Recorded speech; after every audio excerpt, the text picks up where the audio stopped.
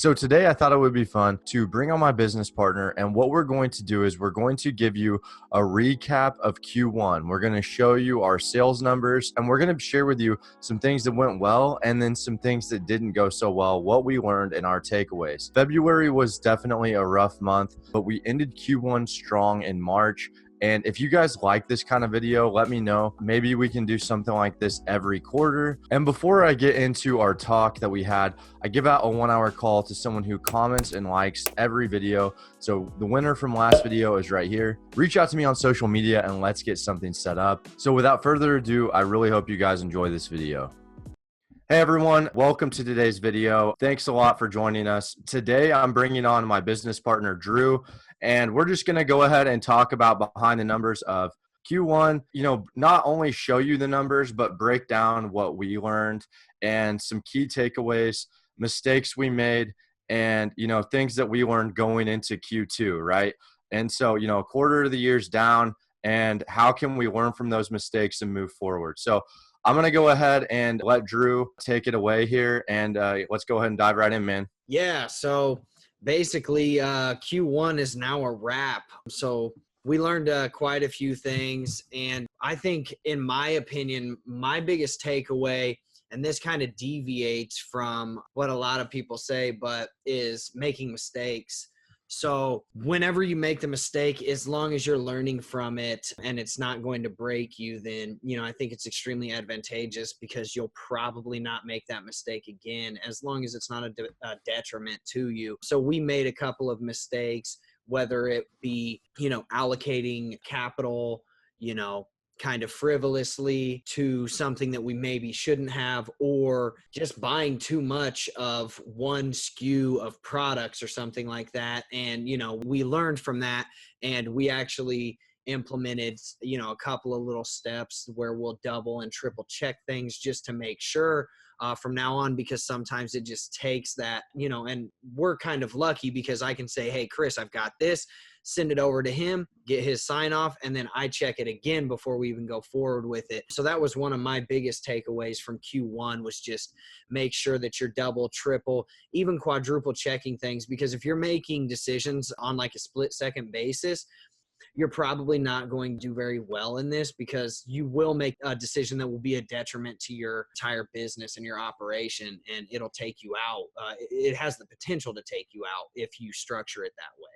Yeah, and that's one of the reasons too why I always tell people, they're like, hey, should I start with wholesale? And I'm like, it's great, and especially if you have the capital, but it's not like OA or RA, where if you buy too much of something, or if something doesn't really pan out, you can just be like, hey, I want to return this. And even if they do let you return it, you could risk hurting that relationship. I'm not saying it will, because they have restocking fees for a reason, but at the same time, it's like, is it worth damaging that relationship? So yeah, no, that's an awesome feedback right there. One thing, just to piggyback off of that really quick, just kind of like a little tidbit, something that we've actually done a couple of times this quarter was we actually bought something that we may not have necessarily wanted to buy in the first place, but we knew it was profitable.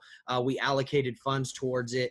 And the reason being is so that we could continue having a good relationship with that supplier, because there is going to be a point in the business where it comes down to, you're going to have enough capital to buy those things that they're actually trying to sell to you now. And, it's not going to be no problem, right? So you want to be able to count on them whenever you have that. So in order for you to be able to count on them in the future, when you do have that capital, they need to be able to count on you right now. And, say they hit you up and say, hey, we've got, $10,000 worth of this, it's good inventory, you can move it. And, maybe it takes 2-3 months. Go ahead and do it, just so that you have that relationship and you're fostering it, and they know. Yep. Yeah, exactly, man. Like, we're building relationships, we're building a real business, and it's fun, So I guess really quick, are we going to go ahead and show them the numbers and dive into some stuff? Like, the whole thing is we're going behind the numbers. You're going to see that it wasn't smooth. We made mistakes, and, luckily we finished Q1 strong. So Oh yeah. yeah. I'm Yeah. going to go ahead and share my screen really quick for you guys. Just kind of give you a little bit, just the overview of what we did. So I'm going to show you kind of what we've done in the past 30 days, which is just around 85,000. I'm actually going to go in here and do the actual sales statistics so you can see an actual breakdown of it, right? We don't just want to show you the 30 days. We want to show you what we've done year to date, right? And so I think those numbers are probably going to be a little bit more impressive than, say a 30-day number. So we'll go in there and see what we can find out. I honestly haven't even looked at these numbers in a little bit, so I'm going to be just as surprised as you guys. So I'm just as pretty much as excited to look at it as the next guy. So let's see. We'll just go year to date. It'll have about 11 days worth of sales on it. So not bad. We're averaging just around, I'd say take off 10 or 11,000 of that. So we're averaging around, 65, maybe 70K every month. And if you kind of look at it in February, bad month, right? So if every other month was like, our first month and our third month, we'd probably be over that $250,000 range substantially, pretty easily. And we knew that February was going to be a slower month for us, and there's reasons behind it, and Kris can kind of delve a little bit deeper into that. But is there anything you want to say about these sales statistics before we jump off of that? Yeah, so I kind of want to backtrack to the last video I did breaking down our numbers where it was like there was a point in December, I believe, where we hit 100K in 30 days. Yeah. And the reason why I'm so much happier where we're at now, like even if you look at the last 30 days, let's say we're at, what was it, like 83 or 84K, Yep. we're so much more grounded. Like our foundation is so much wider. Like right now, I mean, I feel like we've got April is going to be phenomenal. I mean, May, we've got this foundation now. So much more is in place. We have so many more relationships, and as opposed to all of it just riding on one or two suppliers. So right now, even though the numbers may not look as high, I am way happier and more comfortable with where we're at. So I just kind of wanted to backtrack to that before going any further on that. So. Oh, absolutely. And I'm right there in the same boat with you. In my opinion, what we're doing right now is much better. And in February, that was ASD month. So that was a big deal to us. We really wanted to put a lot of time and effort into the ASD. So, the business and the sales took a little bit of a hit because Kris is on the phones every day, shooting out emails every day, trying to get lists, trying to vet suppliers, see who we want to talk to, set up appointments. And then obviously we were at the ASD for 3 or 4 days out there. And then we started placing some orders after we left there, and we actually came out pretty decent supplier wise. So it was actually great. I really don't care about the hit we took in February because the loss in sales, but the gain in legitimate suppliers that we got, it just totally dwarfs it. So. Yeah, and that's something too, right? Like the reason why February was down, we have more suppliers now, and some of them did come from the ASD. But like Drew said, I'm on the phone. Monday and Tuesday for me are very, very, very heavy on the phones. And so some of these accounts, it takes a week, 2 weeks, 3 weeks to do. And at my meetup in Venice Beach, that was what someone said to me. They're like, well, I'm doing the same thing. And I said, so are you following up with these people? And he wasn't. And the thing is that these calls and calling these brands, there's so much follow-up that goes into this. It's not like, occasionally you can pick up the phone, you land it, and it's fine, but you're going to go through some no's. You're going to have to go through, some gatekeepers, and it's not like an overnight thing. So really, that's kind of what my takeaway on it was. So yeah, we found some new suppliers. I guess I wanted to touch on the ASD some more as well. This was your first trade show. This was my second trade show. And I kind of touched on this on a live stream, but it was so much different having you there. We had full-time VA. We were just bringing another one on. I guess a question for me to you, someone just asked this in the Facebook group. How long do you think we would have to go at the ASD? Do you think a day is enough? Do you think 2 days is enough? 3 days? Like, what's your feedback on that? Like, how long do you really need to be there in order to vet suppliers properly? Multiple days, guaranteed. Especially if it's one person, you have to be there the whole time, period. That's just what it's going to be. If you have a team of people, 2 people, 3 people, even 4 people, I'd say 1 to 2 days, you can run through the whole thing. We ran through it. Oh, dude, I mean, we just slammed it, just killed the ASD, like murdered it. And we operated at an extremely high level, 10 to 11 hours a day. First day, we just went through an entire building. The second day, we went through the next building. It was wild. So yeah, definitely, if you're doing it by yourself, cut off the entire time that it's open. You need to be there from start to finish, open to close every day till they get out. Yeah, and something else too is just following up with all of them, right? Like definitely that second evening where we were just, taking pictures of business cards and sending them to the VA, and then, like constructing the email of what needs to be sent, and the VA was going to do that. So it's like, it's a lot of work. Yeah. So, but it's definitely, the thing is, I think we snagged 60 suppliers, and out of those 60, it's like you work with a handful of them. Like you're good. You work with 5 or 6, you build a relationship, and that's kind of, which is great. I mean, we got into a couple of new markets out of it.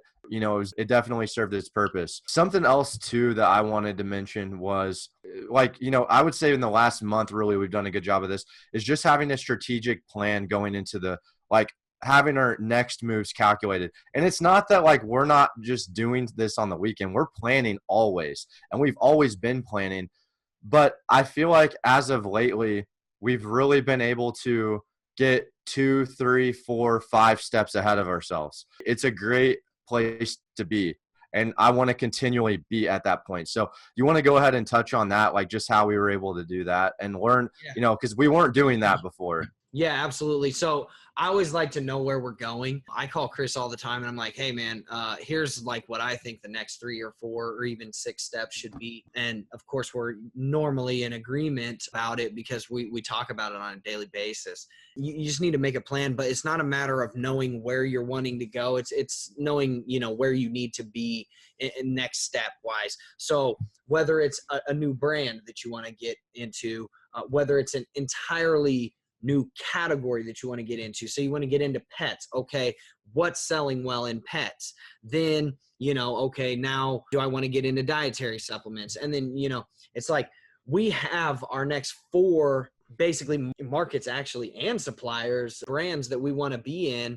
So, just planning ahead and always knowing what your next step is integral in this business, because if you don't know where you're going next, then you're just going to be, sitting there, flat-footed, and you're going to get knocked on your ass because, say one of your suppliers just doesn't have anything profitable anymore, or, they go out of business, or, they cut the products that you wanted. Well, then now what, So diversifying into all these other markets is extremely advantageous. And that's one thing that I think we've been doing really well, is figuring out where are we going next, and not just one thing, like 5 or 6 things. Yeah. And that's something too, is for me, it's like, okay, what's the end game with this? Right. And, maybe this is deviating from Q1 a little bit, but like my end game, and I know your end game's the same, is to be able to sell the business. Right. And, the thing is, it's like, to say you can't sell a wholesale business, that's just not true. It'd be like saying Walmart couldn't sell their business, right? Like, we're building up a legit framework of contacts. And something else that I think is huge, and we're, Josh, and if you're watching, like, we're building up some VAs that are, it's like no one knows how to do this. So we have to train them, and it takes time. It's emails. But eventually we're going to get to the point where we can get sheets already back, data already there, and it's just like, I want to buy this, and we can trust them. Right now, there's just a lot of teaching. If you guys watch my VA video, you know that we just brought on a second person, and it's one of those things, like, people ask, can you find a VA that knows what you're already doing? And I mean, technically you can, but it's pretty hard, to find that. So you just got to teach them yourself. Yep, so, you're going to pay them. And I mean, I would love to get, a VA, and when it's time to hire a new person, it's like, hey, go ahead and teach this person and come back to me with some mock sheets. Like, let me look over what you taught them. Like, that's kind of where the direction we're going. It's not an overnight thing. And I would love to do one of these at the end of every quarter, give you some feedback, show you guys what did we learn, mistakes that were made. and just kind of the direction you're going. I mean, the last time we got on one of these videos, I feel like we've learned so much since then. It's absolutely crazy. Like 2 or 3 things a day at least. Yeah, So it's insane. Like at the rate the knowledge base is being built is just, it's astronomical, man. It just doesn't even make any sense. We're at a trajectory where it just, I mean, it's, in my opinion, it's sustainable, but it's just a plethora of knowledge, and it's almost like you have to write some of the stuff down just so you can remember half of it. It's nuts. yeah, and it's one of those things too, when you're in the trenches, like we're on the ground floor every day looking at Amazon listings, did shipments get received? Oh, do we need to reconcile this? Oh, we need to call this person up. Like we're doing it all. And, it's just a blast. And I'm glad that we can share it with you guys, and just share our, mistakes and successes. So. Yeah, absolutely. I think the only other thing there's a lot of things that are important, but I think that, the main last thing that I learned is just, you have to be able to close deals in this business. I forgot, it was on one of the posts in the Facebook group, and I wanted to say it, but I didn't say it because I just didn't want to didn't want people to think I was like an asshole or something, but I mean, it's true. And, somebody asked something, I was like, you just got to learn how to close a deal, man. Like if you can't close deals, you're in the wrong business, and you can't take no for an answer. And it's not even about taking no for an answer. It's about leveraging, it's like a supplier. Like for example, 2 weeks ago or something, I closed a deal on a Friday. The guy had, 13,000 units. And I was like, I'm not buying 13,000 units, dude, but you're a new supplier. I'm a new customer for you. I've got money, you've got product, and we're going to do business, or we're never going to do a deal because I'm going to write you off as a supplier. And that's that. And then what happened? 45 minutes later, boom, deal's closed. So it's like, sometimes you just have to let them know, like, look, I'm the guy with the money. Like, yeah, I know you have product, but I mean, who's going to come in here and buy your entire 13,000 units worth of, whatever. I'm offering to buy 1,000 right now and take 6 months worth of inventory, but that 13,000 is like 6 years worth of inventory. Nobody's buying that, dude. I don't care what you say. So, you just got to learn how to close deals, and you learn that over time talking to people, and what situations to go into and act like that. Obviously I'm not going to do that with every supplier, but whenever you have leverage on people and you actually have buying power, then you absolutely need to use it, and you need to exploit that. So that they know, okay, this dude isn't messing around. Like he's ready to go. And, we're either going to make a deal or we're never going to do business with this guy. And he's bringing, tens of thousands of dollars to the table. Well, what's he going to be bringing in a year? Hundreds of thousands? It's probably worth me closing this deal, right?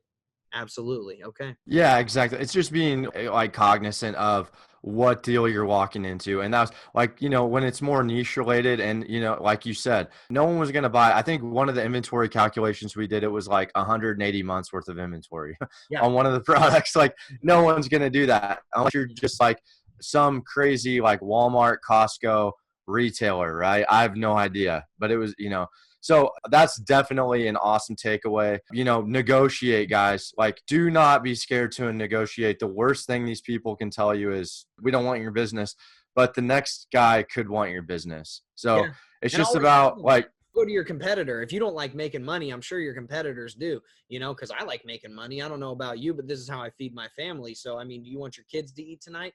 I'm offering, the steak and the table. Here it is. Take it or leave it. Yep, exactly, man. Exactly. Like, I mean, is there anything else you want to add? Like, I feel like that was, in summary, guys, closing deals, like just leveraging your network, expanding your suppliers, maybe hit up a trade show. It doesn't have to be the ASD. It can be, there's tons of trade shows. Like, find one in your niche. It's, just Google whatever niche you're in and then trade show. Like, it's super easy. And, just supplement trade show in California, it was right down the road. And just have like an end game. Have an end game of, and maybe our end game will change the next Q2. I have no idea. Yeah, I mean, other than that, man, I've got nothing else to add. What about you? Yeah, I mean, there's plenty of stuff to add. We're going to keep it short, so. Yeah, man, I appreciate it. Thank you so much for your time. And thanks, guys, for watching. We'll see you next time. Have a great rest of your day.